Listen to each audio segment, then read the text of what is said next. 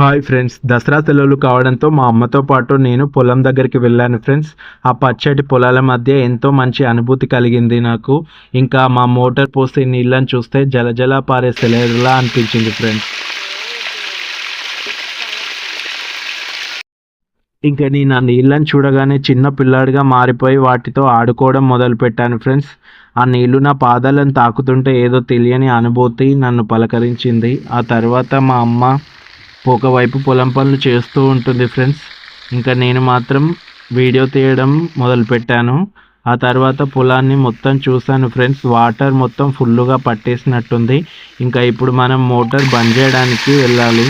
నాకెందుకో ఈ వాటర్ని చూస్తూ ఉంటే నాకు మోటార్ బంద్ చేయబుద్ధి కాలేదు. కానీ తర్వాత ఎలాగైనా మోటార్ బంద్ చేయాలి కదా, ఇంకా చేసేదేం లేక మోటార్ అయితే ఆఫ్ చేస్తాను ఫ్రెండ్స్.